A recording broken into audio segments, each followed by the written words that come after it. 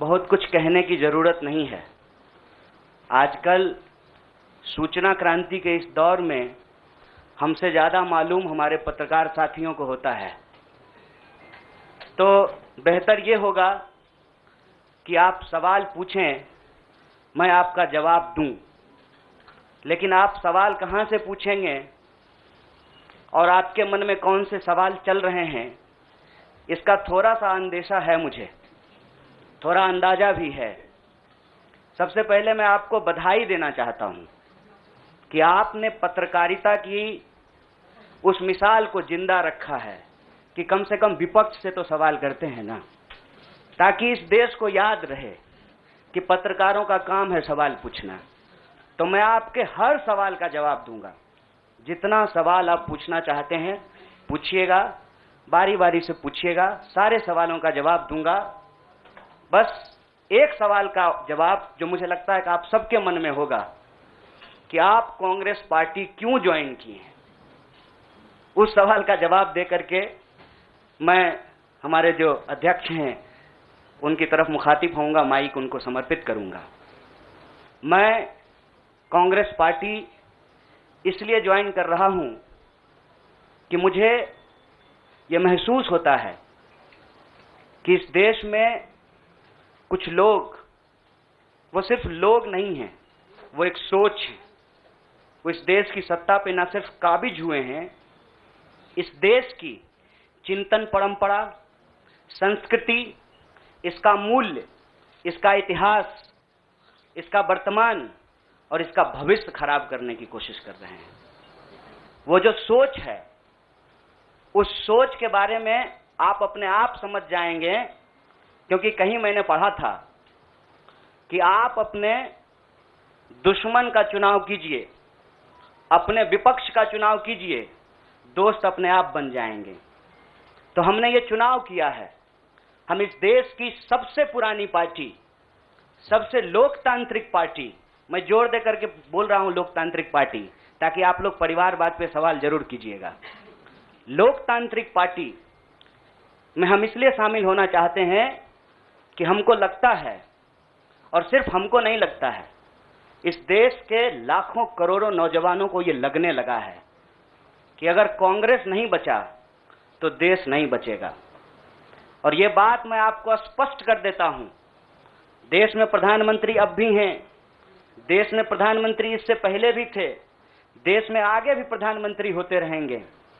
लेकिन आज जब हम लोग श्री राहुल गांधी जी के उपस्थिति में फॉर्मली कांग्रेस पार्टी का फॉर्म भर रहे थे, तो साथी जिग्नेश ने संविधान की कॉपी दी और हमने उनको भगत सिंह, गांधी और अंबेडकर की तस्वीर प्रस्तुत किया, क्योंकि हमारा यह मानना है कि आज इस देश को भगत सिंह की वीरता की जरूरत है, भगत सिंह के साहस की जरूरत है।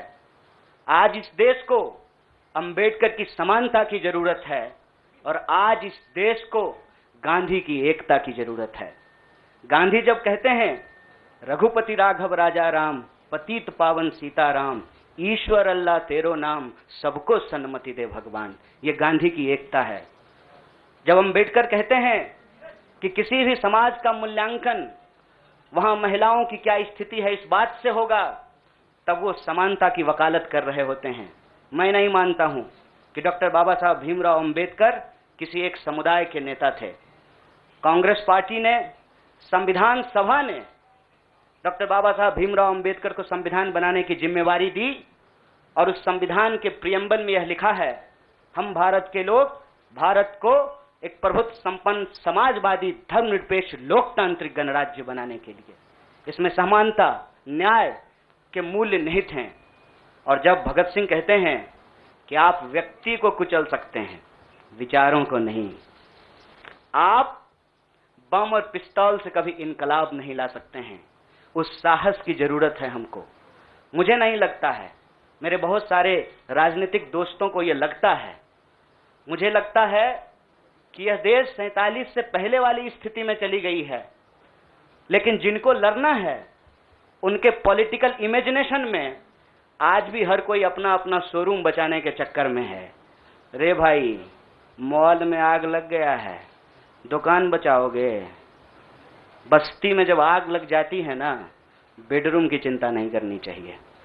आज हम इस मुहाने पे खड़े हैं कि इस देश के भीतर भारतीय होने की जो पहचान है, जिसमें बुद्ध निहित हैं, जिसमें कबीर निहित हैं, जिसमें नानक निहित हैं, जिसमें हर बार हर दौर में सत्ता से सवाल पूछने का साहस होता है, उस भारतीय चिंतन परंपरा को बचाने की जरूरत है।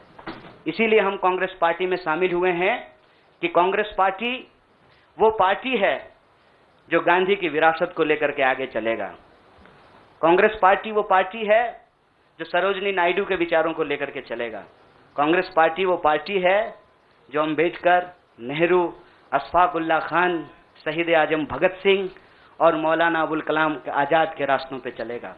हम जब भी समानता और बराबरी की बात करते हैं, यह कुछ व्यक्तियों तक सीमित नहीं है, यह भारतीय होने का इतिहास है। और इस भारतीय होने के इतिहास को अपने आप में यदि कोई समेटे हुए है तो देश की सबसे पुरानी पार्टी है। और जो लोग कह रहे हैं विपक्ष कमजोर हो गया है, यह सिर्फ विपक्ष के लिए चिंता की बात नहीं है। यह मैं नहीं कह रहा हूं, कोई शास्त्र, कोई किताब उठा करके देख लीजिए।